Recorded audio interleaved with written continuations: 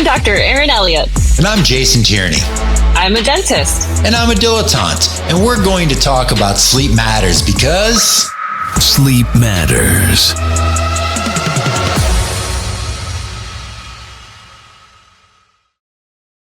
Erin. Yo. I'm going to give you some initials, and you're going to tell me what it brings to mind or who it brings to mind. Are you ready? I am. PRF, TMD, OAT. Who comes to mind? SSC. Well, that might be Jamison Spencer, the doctor who is synonymous with my home state of Idaho. So let's welcome Dr. Jamison Spencer. Well, thank you for having me. I love your shirt too. That is awesome. Go Idaho. IDAHO. Idaho, go, go, go. Yes. And I actually have a son named Jamison. You do not. Or I knew you, but so spelled the same as Jami or with the E? No, it is with an E, like the There whiskey. you go. So when people come up to him and go, "Oh, I love that whiskey," he'll be able to say, "Well, exactly. That's why I was named the way I was." As a matter of fact, is that why? I know. You know what? That is one of my jokes when I start lecturing, but you would have to know what conceived means. And so sometimes I think it goes over their head. But saying that, my father-in-law is a really cool guy, Jim. Jims are always salt of the earth. And of course, his real name is James. So we just made it more yuppie. Beautiful. Beautiful. Is Jamison with an E versus an I kind of like Mark with a K versus a C, where one of them deserves respect and the other, not so much? I only met... go ahead. Yeah. No, it's just say you earn respect. It's not about how you spell your name. That's a good point. And I've only met two Jamisons. One was a dental student, believe it or not. He came in fresh. He was a freshman when I was a senior. The first Jamison I'd ever Your met. era. Yeah. Yeah, crazy, right? And then the other time was, I can't remember where I was.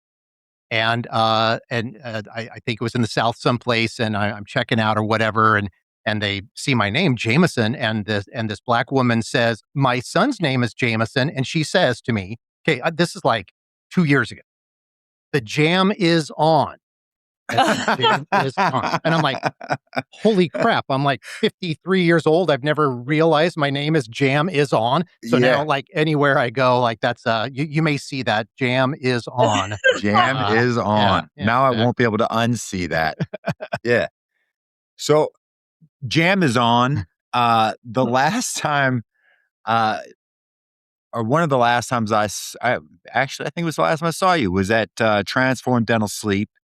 And this last time you were there, you spoke about TMD, but the time you spoke there before that, you talked about PRF.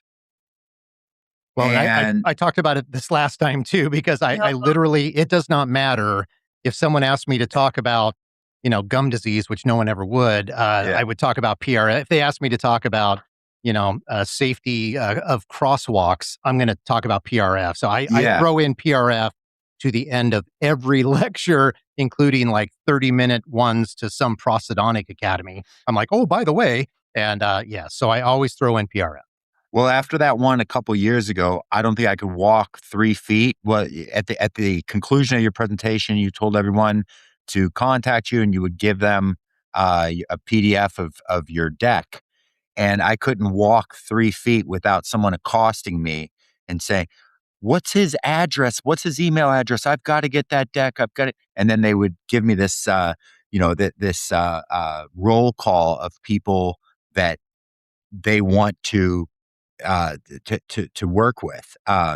So just here, you've got the floor, and what's going on with PRF? Why is it such a big deal to you? So it's blowing my mind. So I've had a saying for a long time, which is there's a big difference between 20 years of experience and 1 year of experience repeated 20 times. Mm-hmm. And that was always one of my kind of pet peeves in the TMD world, was now again, this is not to take away anything from the great people that I stood on their shoulders, but when sleep came along, there were so many in the TMD field that were just kind of like, nah, that's a fad. That doesn't really mean it. And those of us who were like, no way, man, this is a big deal. A ton of these people with TMJ problems have sleep apnea. You can't ignore it. And I saw these people sticking their head in the sand. Well, what happened? So that the long story short is a member of Spencer Study Club, who's a real dentist, as I call him, like Erin is a real dentist, and he's doing all this cool stuff. And he's like, hey, Jamison, you got to check out this PRF stuff. I'm doing it for extraction sites and implants and all this stuff. And I'd lived through the period of what we called prolotherapy, which is still a thing. And prolotherapy, in a nutshell, is injecting like sugar water to get an immune response to help the body build back, right? And I was like, dude, yeah, prolotherapy didn't work. So I was like, whatever. And I just kind of blew him off. He just kept coming back. He's like, you really got to look at this. So finally, I buy the book, Myron and Shokran's book, and I read through it. It's all about, using it in perio and implants and stuff like that. And I'm like, wow, this sounds amazing. Then I jump into the literature, and there was actually a surprising amount already out there, and it's all amazing. And like, okay, we got to start doing this. So then we start doing it. Okay, so this is the only thing ever in my career that I can say this. Everyone gets better. Okay, that's not something you would normally say. Everyone gets better. That's statistically exceedingly improbable. And then here's the even more exciting part. Everyone gets better, not dependent on who's doing it.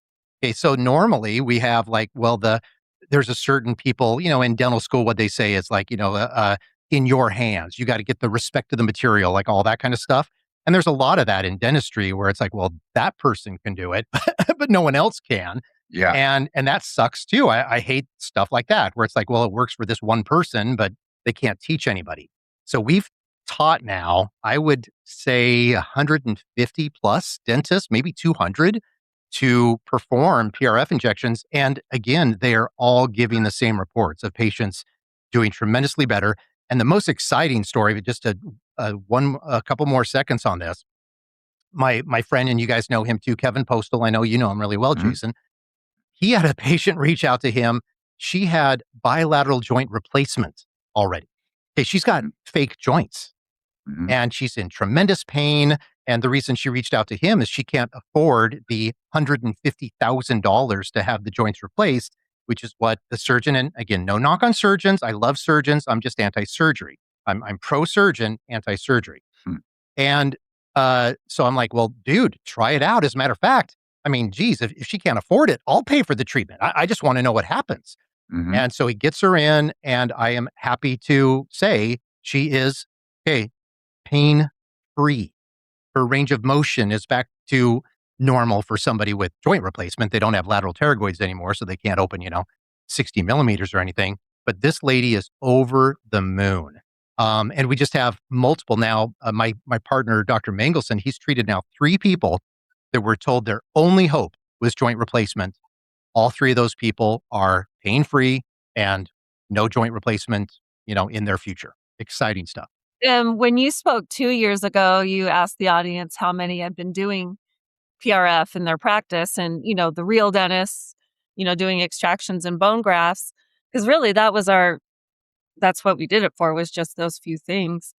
And then you asked what people used it for, and I was the one that yelled out from the back, patella tendons. And you're like, was that Erin? And it's true. I had a really bad tennis elbow. I had to stop doing extractions. I could barely lift a glass to drink. And this was way back in the day. And I have a pain anesthesia friend who was doing injections, and she's like, PRP, you'll be my first patient. And I got it. She's like, it's going to be no ibuprofen for 8 weeks. It's going to be more painful, and then it'll go away. And she was right. At 7 weeks, I'm like, I just don't think this is going to work. And then it was gone and hasn't come back.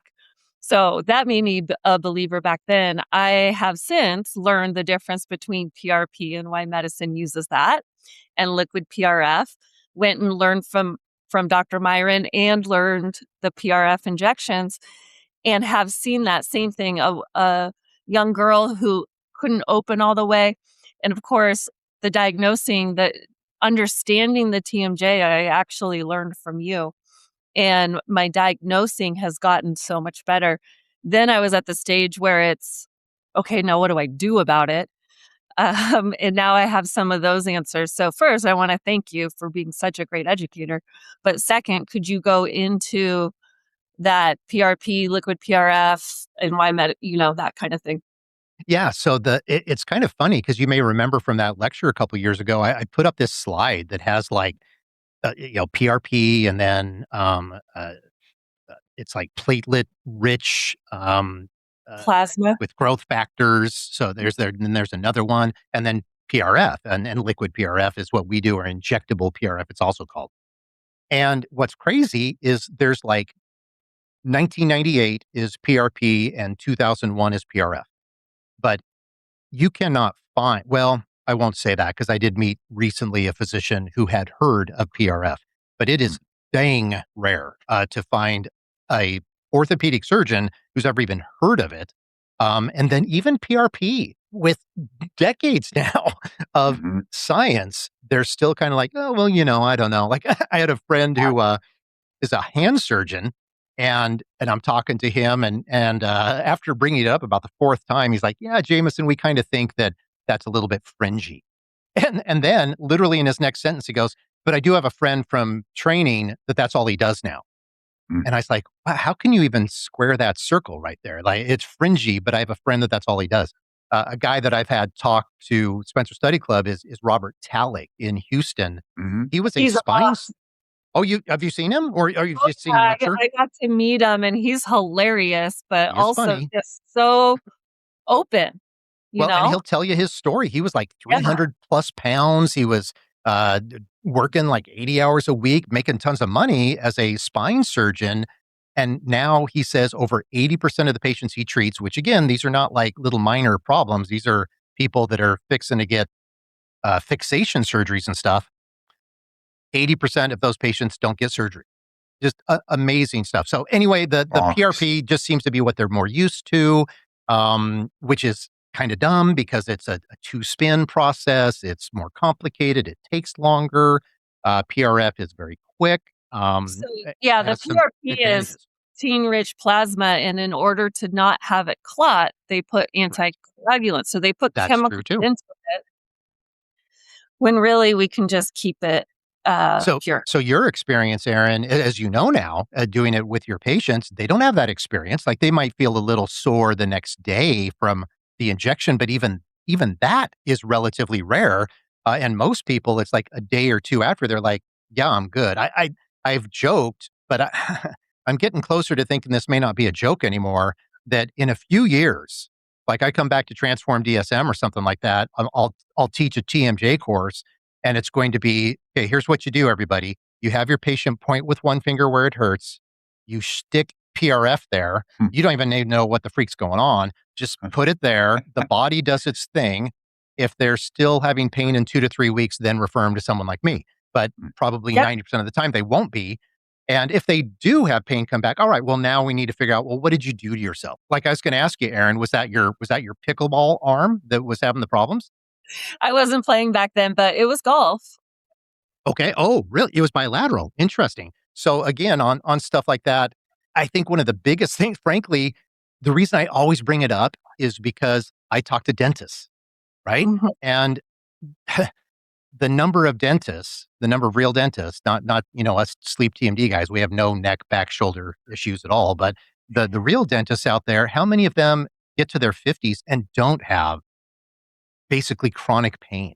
And they're thinking every day about how do I, get out of doing that. I think most dentists that bring on associates, it's not a capacity issue or financial issue. It's a pain issue. And I've had probably now half a dozen Spencer Study Club members fly to Houston, see Bob, see Dr. Talik, and again, pain-free. They're doing great. Again, it's not, I don't want to give false hope here to people. It's not 100% of the time, but boy, is it a high percent of the time. My friend's daughter from Wisconsin, it was same thing.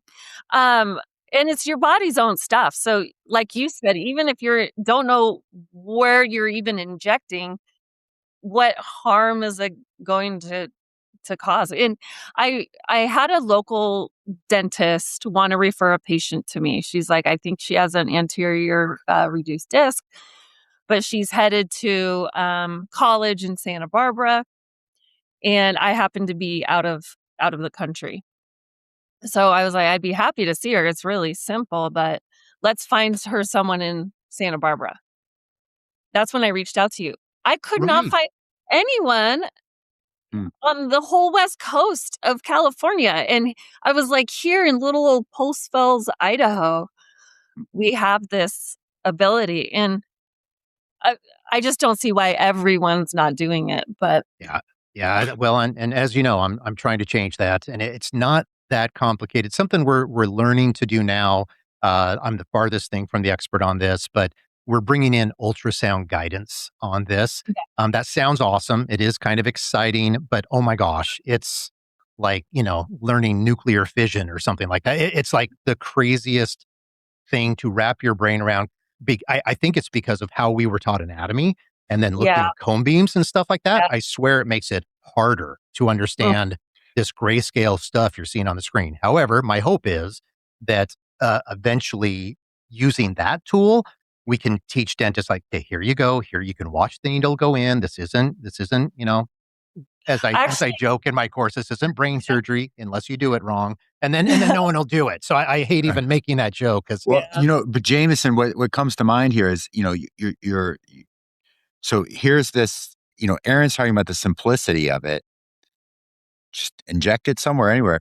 You're talking about a technological guidance that I think I can see more dentists latching onto that, which will then complicate matters, add complexity, and just give more reasons not to do it.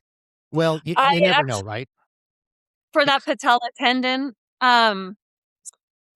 it was a pickleball friend. He wasn't playing. I'm like, well, let's do it. Like, it's not the knee joint. It's right on the surface. So I feel comfortable doing that. And the next thing you know, I get a text. He goes, hey, I'm Tyler's physical therapist. I have a mobile ultrasound unit. Can I come? And I said, Tyler, the number one rule of dentist working anywhere else is you don't talk about it. And, I didn't want this physical therapist like mad at me anyways. He ended up coming with his ultrasound and we were able to inject it together, and he had to interpret. He's like, see that white thing right there? That's the tendon. So I was able to take it right into it. So having a guide there was helpful.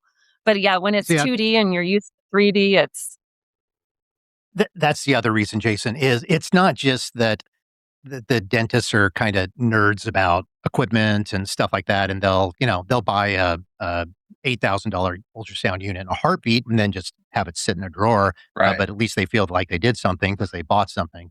But it's that comment right there. So basically, no physician would do an injection pretty much anywhere without ultrasound guidance or a full-on CT live X-ray fluoroscopy guidance.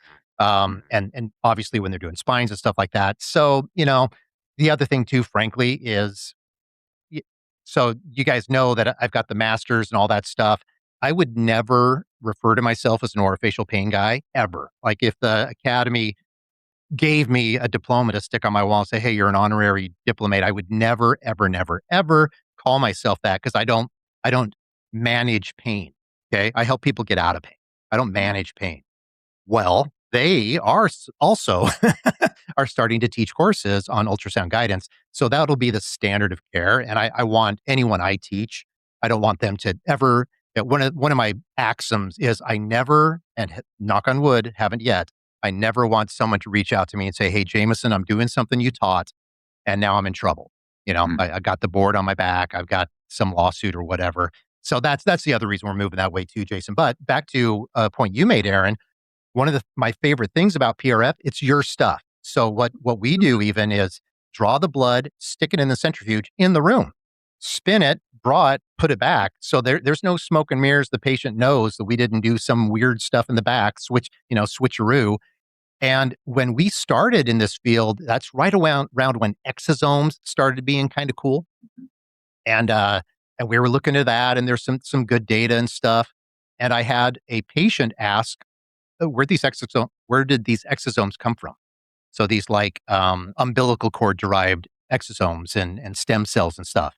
And I'm like, well, yeah, it's from this company that they're very reputable and whatever. And then she asked like a question like, well, was the person vaccinated that had those, as in like COVID Is vax? And I that was an like, Idaho patient? Utah. and I was like, Yeah. how Cousins. the world would I know that? And just on that point, it's like, well, how would you know that? So, even if that's an outlier, it's still like, maybe a little bit of a concern. So I love the idea of that's coming out of your arm, going back into your face.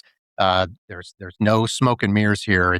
It's just the best. So again, I hope that people listening to this, our time is well spent here if we have one listener that can help themselves or their spouse or their dad or Oh, whatever. Speaking of like, get to the right spouses, I've people. done hair regrowth with the PRF and the That's scalp true. as well.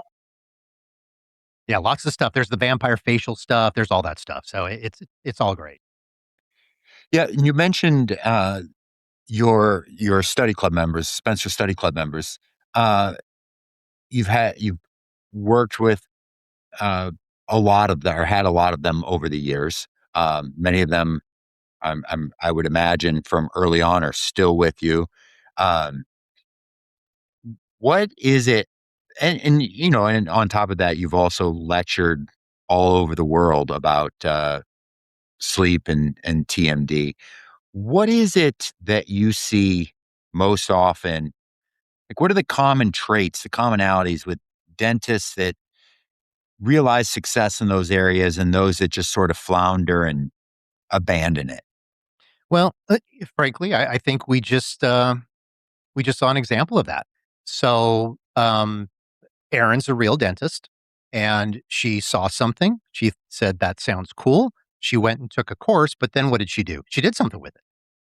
That's the differentiator right there. There are so many dentists that will take a course, learn a bunch, never use it ever. Mm. And this can't just be in my field. This must be in everything, right? I don't know if that's the case, but I would just assume it is. So that's the difference, is you have to have that thing in you that says, you know what? I know I don't know everything, but I know enough to get started. And maybe also you have that feeling of like, 'cause it's one of my pet peeves, frankly, and I'm sure, Erin, you get this all the time too, is dentists that, take a course from me or whatever. And then they're kind of like, okay, Jamison, what do you charge for that?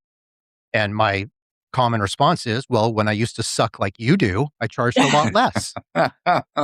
And I'll do that, and they'll kind of, nervous laughter there. And I'm like, seriously, man, like Yeah. you're asking me, my fees or whatever, and you haven't even done this yet. And I get that, but that's a little bit of another soapbox I could get on, that insurance pays someone who frankly sucks the exact same as someone who does a great job. So that's where they're coming from, that mindset. But my point is, dentists should just jump in. So when I teach about sleep, I'm like, hey, start with yourself. And it's always shocking to me, a crowd of, 50, 100, 300 people, whatever. Hey, how many people snore? Dozens of hands go up. How many of you have an oral appliance? And, 4 hands go up, and they're all dentists. And that's a little bit on us too, I would say us in dental sleep medicine, because, Erin, I'm sure, again, you hit this all the time. Do you know how many dentists think that if they don't get a prescription from a physician for an oral appliance for themselves, they're going to prison? Like they think that that's like FBI level crime. And I'm like, aren't you a doctor? And I have to explain to them the whole history and all that stuff. So that's what it is, Jason. It's just people that are willing to go be uncomfortable. It's It people is that are lack willing of to be uncomfortable. Yeah, it's lack of fear. Before I take any course, I have a patient ready the next week, barring that I need special equipment. But even then, I try to have that ahead of time, and do it at a reduced fee or free and ready to go. We tell people, probably like you, is start with yourself, test your team, their bed partners, your friends, your family, get some reps in. And the second thing is, I think dentists do get a case of the what ifs, and they think about every single terrible outcome that could happen before they think of all of the good things that they could do, and they scare themselves out of helping people. Agreed. So you kind of have to have a little bit of this. And it's interesting. I posted something about how you can use an endophile and prevent and lower the gag reflex by just putting a little uh, endophile in the chin. And all of the questions I got behind the scenes: did they sign a consent? Did you get acupuncture licensure? All this stuff. I'm like, let me guess, California? Like, so many patients in California don't get the help they need because of this suing mentality. And I think that if you realize what standard of care is and that you're safe, that will push a lot more people into actually doing something. Totally. You probably don't know this, Erin, but I was trained in acupuncture. Oh, Did a medical acupuncture course. I was licensed in Idaho as an acupuncturist because I thought I oh had to no. be. And then I let my license lapse by accident. And I was like, this is stupid. Why do I have to go to this extra licensure? I went to the board of dentistry, met in front of them, and said, hey, here's all these articles on using acupuncture for dental reasons like the one you just mentioned. And there's also anxiety and anesthesia effects and all sorts of stuff. Mhm. And they say to me, Jamison, who told you you couldn't do acupuncture as a dentist? Right. I'm like, well, the board of acupuncture. They're like, we're the board of dentistry. You're doing it for dentistry, right? And I'm like, yeah. It's like, yeah, you only care about what we say. I was like, okay. But California, you are right. California, you have to be a full-on Chinese medicine graduate in order to do acupuncture in the state of California. But you're 100% right, Erin. It's that fear, that anxiety, and then it's easier for them to do nothing than to do something. We've had some conversations offline, you and I, about sort of the direction or the state of the field of dental sleep medicine. Um, what and more recently, I had a conversation with someone in a leadership role at the ADSM, and they shared that there's currently somewhere in the neighborhood of 3,000 members. And when I hear that number, I mean, this was a humble brag, this 3,000 number. And I heard it and I thought, well, that is one of the most disappointing things I've heard in some time. Because I remember when I went to my first ADSM meeting in 2006, they were boasting of 1,000 members. So 20 years later, we've added 2,000 dentists. So, whatever the number of dentists in the US is today, 200,000 or whatever. What do you attribute this to? And what needs to change to get more dentists involved in airway health? So, and I'm sure you know this, Jason, but that 3,000, it's been 3,000 for multiple years now, and it's just flat. So every year we have about the same number of people that join the academy as leave, and that's sad. And then we have again, it's part of it's our training, it's how we've been educated in the past. So I recently finished up teaching a mastery program that I ran at the University of Utah. I mean, I got to tell you guys, I love the students. They were great. And if any of you are listening to this, again, don't take any offense by what I'm about to say, but it was crazy to me because the majority of those students, it was, pun intended, pulling teeth to get them to treat two people, and one of them could be themselves, and the other one could be anyone else. Okay. Mm-hmm. Two people in a 6-month period that I needed to beat them with a stick to get that requirement so that they could go on and take their board exam, which I hope they all pass. But that's a problem, right? So if you can't, I mean, Erin probably has better stats on this than I do, but when I worked with that DSO in North Carolina, if you're half awake as a dentist, you're seeing 1 or 2 patients in the morning and 1 or 2 patients in the afternoon that are dead obvious of having sleep apnea. Not like, I wonder if, but like, hey, do you snore? Oh, yeah, it's crazy. Bed partner ever said you stop breathing? Oh, yeah, all the time. Okay, again, we don't need a lot of stuff to figure out that we don't need a full PSG to know that they have sleep apnea. But they just won't do it. So it doesn't matter how simple you make it, they just won't do it. Now, sometimes they're busy. Sometimes they're part of a DSO and it's just not, it's not their focus. I don't know all the reasons to tell you the truth. I've worked with big groups. What I've seen in all my years of doing this is there are a fraction of the dentists out there who will take it serious and then they'll do something about it.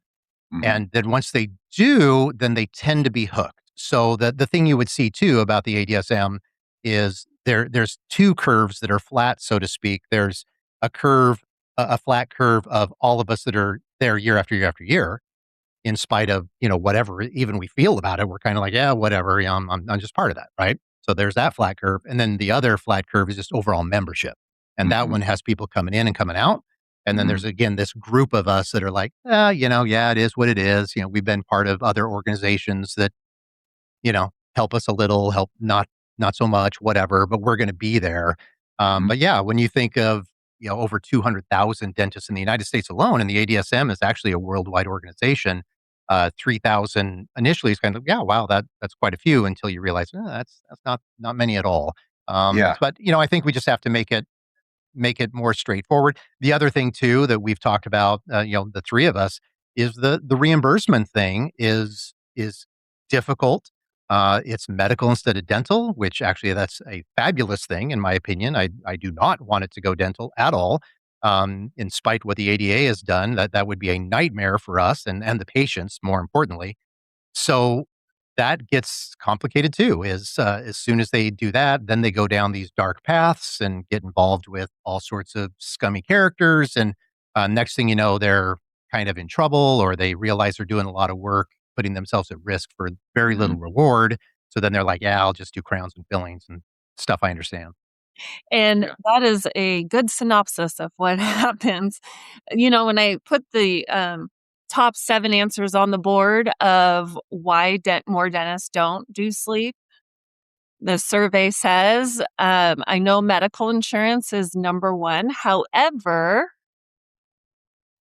we do clear aligner therapy all day long, and we don't bat an eye when we say it's $5,000. And do patients ever look at the aligners and go, those cost $5,000? For somehow we can't do fee for service, oral appliance, life-saving device for $2,500. So I try to remove all excuses. Whenever team members have an excuse, I remove all of them. Patients, I remove all the hurdles. Now with dentists, it's removing that medical insurance excuse, as well as my probably biggest foe is time, is making the time. And that's why I said after any CE I take, I block off an afternoon the week after to teach my team if I don't bring them, which is dumb if I don't, set aside for a patient and actually do it. But when you say you have no time, what are you spending your time doing? Buckle pits or, things that don't matter. So I try to eliminate excuses, but even then it's difficult. 100%. And I've had the exact same conversations, Erin, that you have. I'll never forget this guy. I think it was in Georgia or something. Total concierge level practice, boutique, bougie, if you will. And he calls me up. He's like, yeah, I just can't do this dental sleep medicine stuff. I'm like, well, what's your problem? He's like, yeah, it's the medical billing. I'm like, dude, why can you talk to patients about everything in your practice other than sleep? And again, I think sometimes, and here I'll kind of fault the ADSM a little bit. So it can be confusing to people when you go to a course and the person from the podium is speaking as if they're a representative from Medicare. Okay. And that happens all the time. So they're talking as if it is law, not Medicare/insurance law, but like Board of Dentistry get in trouble kind of Yeah. law. And You know, I think James, that's where it gets mixed up. yeah, that brings up another topic I want to talk about with you. There was a dentist that I met at Transform Dental Sleep a few years ago.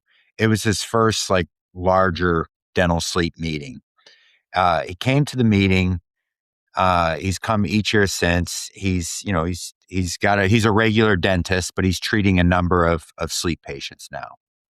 And I saw him at the AADSM, and I don't mean to disparage AADSM here. I do that in other forums, but I was talking to him at the meeting, and he said, this is my first time at this meeting, and he said, I'm so glad I went to Transform first, because if this was my first exposure to a larger dental sleep meeting, I wouldn't do this, because he felt that many of the lectures, so much of what was coming from the podium was, almost kind of gatekeeping, and and more specifically made it all seem extremely challenging to incorporate into the practice. I mean, it was just really arduous. And he's just like, I would have never done this. He's like, I feel bad for the dentists who are here for their first real sleep meeting, because most of them are probably not going to come back. So with that said, there's also, there's this advent of direct to consumer oral appliance companies, and many of them are, or what I shouldn't say many of them, their sort of their primary claim is that there's a dearth of sleep dentists across the country. So there's an access to care issue. So what they're doing is they're really filling in these gaps, because there are only 3,000 AADSM members, and only like a third of those or whatever are qualified dentists. So, I mean, is there really a place for these companies? Can dental sleep medicine make a shift more in that direction to make it more accessible? What the heck is going on? Yeah, that's always funny to me, that it's an access to care issue. That's a very easy one to always hit. And to step back just a second to give the ADSM some props, it's a difficult situation to be in, because again, when Jason Tierney has Transformed Dental Sleep Medicine, you're not putting yourself out there as, I am a regulatory board. I am an agency that is putting out the standards and stuff like that. The ADSM is. So they really do have to toe a different line, and they have to be careful. It's like, okay, what we're about to say, does that apply in all 50 states? Does this happen? They have to be careful bringing people like me to the stage, or Erin, who might just say stuff. You know what I'm saying? Yeah, because we're a little bit loose cannons, and so they have to be a little bit careful with who they can bring to the stage, because again, they bring someone like Erin or me to the stage, and sometimes we say stuff that may not be kind of approved or whatever, because it's our experience. We're talking from boots on the ground experience. So everywhere I lecture, I'm sure again Erin's the same way. I routinely say, and this would even be more powerful if it was coming from Erin's mouth. I think I said this at Transform Dental Sleep. As a matter of fact, Erin was sitting next to one of my competition in Boise, and I gave him some crap for a little bit. I actually felt bad about it later, because there was someone in the crowd who said, "Wow, you really went after him." I'm like, dude, I was just having fun with Dan. We're friends. I'm the reason he got into this field. And I emailed him later. I'm like, "Hey Dan, I'm sorry if that was a little bit rough." And he's like, "No, man, I knew you were playing with me. Sorry, I didn't pick up on your joke a little quicker. I could have played along better." But literally, if I went to a course and I'm like, "Hey, where's everybody from?" and they're all like, "Boise, Idaho," I would not spin around and leave. Okay. And that was a little bit of a heritage in some groups at some point, where people would like look at your name tag, and if they saw that you were from their state, they're like, "Yeah, peace out." That is bullcrap. There are so many people who need our help. that Mhm. we've opened the door. And Mhm. and Erin, you tell me if you agree with this or not, but if a direct to consumer company can take my patients, now again, let me be clear here. My Boise practice, my Salt Lake practice, we are 100% for sleep referral based. We don't spend one penny on Facebook ads, Google, whatever, none of it. It's 100% from referrals. So if a direct to consumer company wants to come in and spend tens of thousands of dollars on Instagram in my community, please do that because it's going to increase awareness. Those people are going to end up at primary care doctors. Those people are going to end up at sleep doctors, and they're going to end up in my office. So Yep. I don't fault them at all. I think if I can't compete, and again, the direct consumer companies we see right now, they're not doing this for $500. They're charging $2,000, $2,500. My average patient only pays $0 to $500 out of pocket, and they get the highest quality care in the world, I hope. So again, as far as I'm concerned, bring it. Let's go. But it should anyway open our eyes to, are they successful? Yeah, they're treating thousands of patients a month at this point. So that means there's need. There's people out there suffering that aren't finding the dentist. And this is where we come back to, hey, dentist, do something. Like something Yes. I always say when I lecture is, I'll Yeah. go, let me think about this. How many people have I killed with oral appliance therapy? Zero.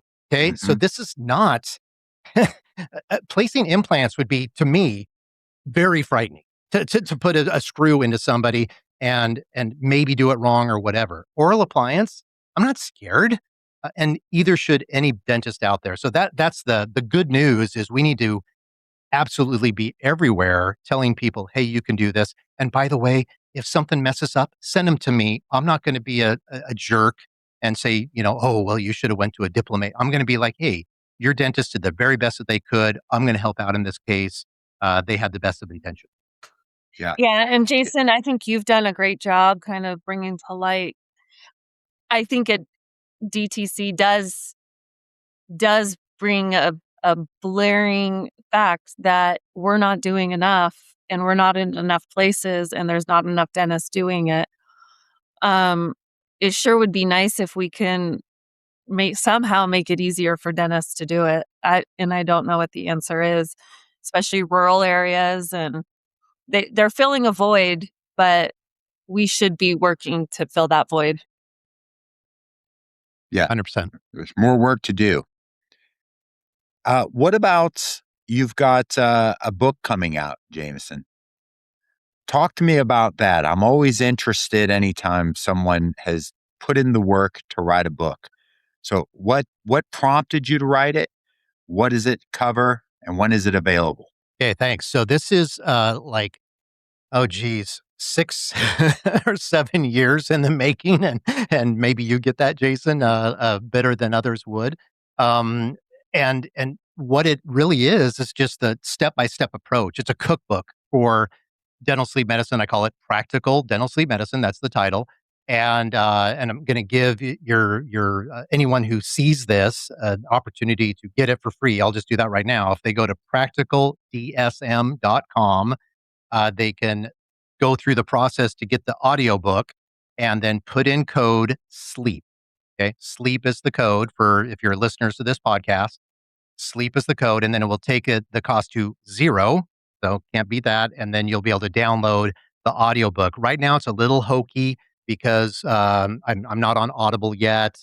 We should be on Amazon with the physical book in a week or so here. Jason kind of coached me through some stuff because he's an expert, but here's the book right there. That's our copy. And oh my gosh, I think you told me to do that. And we would have been horrified had we not, because it changed it from PDF to PDFX, which Uh, I'm sure you know all that stuff, and yes. it jacked it up. Yes. So Big time. I Are you the one narrating it? Yes. My wife I was very blessed. I've got Gordon Christensen does one of the forewords, and then one of my sleep doc friends. So my wife reads the forewords, and then I read everything else. And on the audiobook, it's kind of cool because I give an aside. I'll read that and be like, hey, there's an aside on this. And so there's a lot of content on the audiobook that again people can download for free that's not in the physical book. I think people will want to get the physical book because once again, it's a cookbook. So to hear, this many eggs and this much flour and whatever, when you're driving back and forth to work, great, but you're going to probably want that.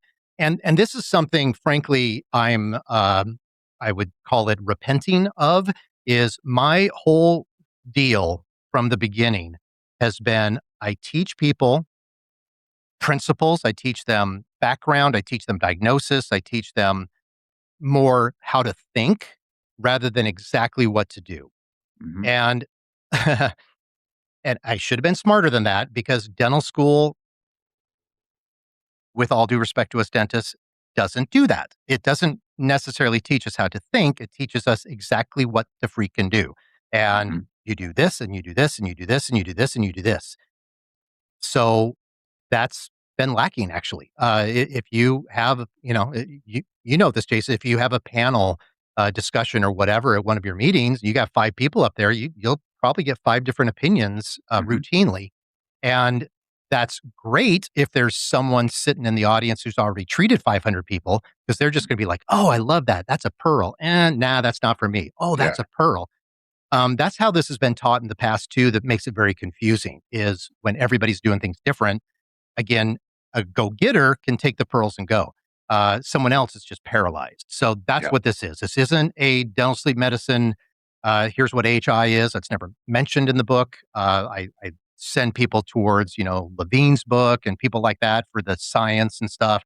This is a cookbook, and this will be the first in a series. The next one's going to be on TMD and stuff like that. But I'm doing a lot more of this at this stage of my career of creating cookbooks and systems, which I've never done before. And it's Well, very I'm hard very for me to do. grateful that you give your time and energy and talents to educating because you're pretty darn good at it. 2 things on that. I feel like 80% of my day is problem solving because nothing goes according to the textbook in each human. We're all Yep. created differently. I'm like, it sure would be nice if we were all the same, but we're not. So I propose that during the DAT, there is a fire drill of some sort, and you test them to see how they handle it, and then that's how they can become a dentist. That's Yeah, I wish, but that's a great point, Erin. And again, maybe this goes back to our earlier conversation. People get out of dental school, they get a license, and they aren't scared to do a crown prep, to do a filling, to do a whatever, even though they super suck. I mean, they should be scared. They are minimally dangerous. That's what we're graduating. Minimally dangerous people.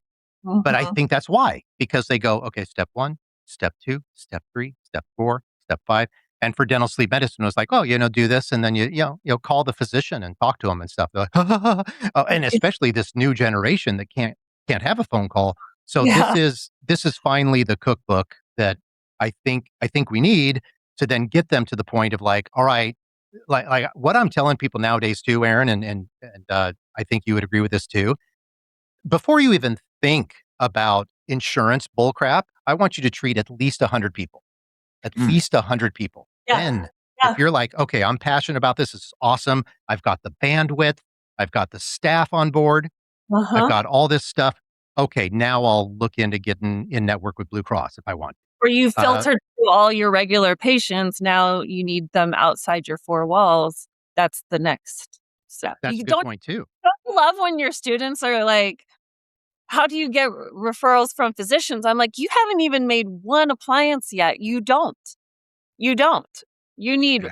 The first question they're gonna ask is, "Do you bill medical?" I'm like, "You need to get some reps, like, just get that out of your head." Yep, absolutely. Do the Well, work. yeah, and you do have many tips and tricks, so I'm looking forward to the book. I will tell you the when someone comes in with pain, the point with one finger to where it hurts is revolutionary, uh, and so simple. Thanks. We'll be sure to put the notes for the book or the instructions to get the book into the show notes, and urge everyone to use that code. Check it out. Get the audio copy. Listen to that, and as soon as the physical copy is available, be sure to get that as well. And uh, abuse, beat, and batter that physical copy, write in the marginalia, highlight it, write notes, that'll help you retain the information and increase the likelihood that you'll take action. And So do just that. get started. Get started, take action.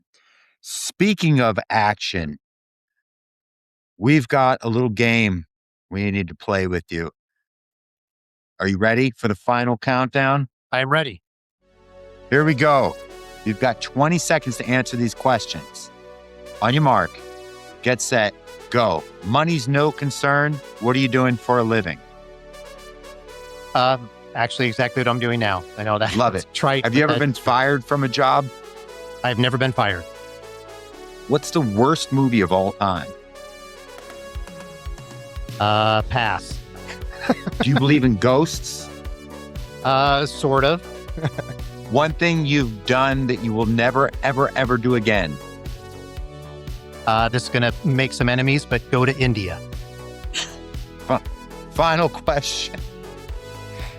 You're entering the ring for the Battle Royale. What's your theme song? Something by Radiohead. Okay. Good. Got it. My answer to ghosts is I could be convinced.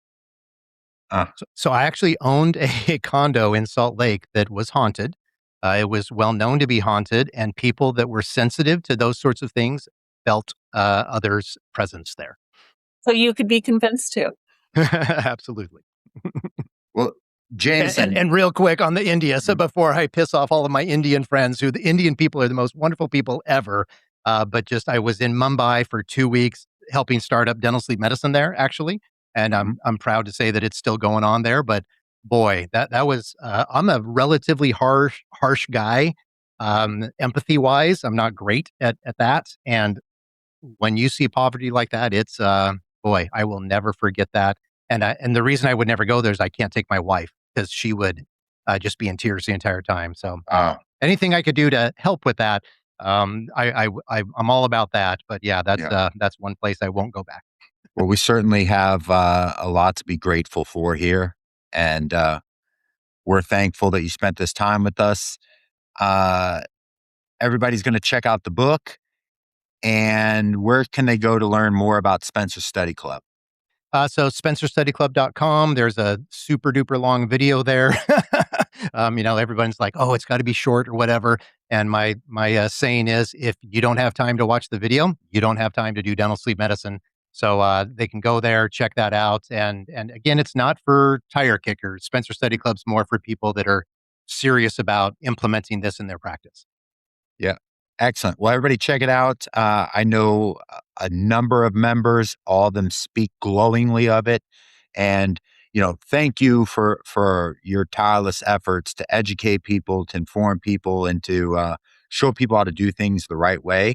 Learned a ton from you over the years, and I'm just really I'm grateful that I can pick up the phone and give you a shout and you answer it, and I always walk away better informed. So thank you, James. Oh, that's very kind. And I appreciate the work that both of you are doing because the ripple effects of what we all do collectively, these will go out for eternity.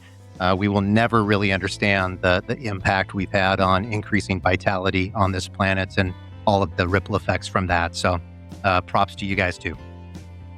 Props around. Thanks, Jameson. Take care.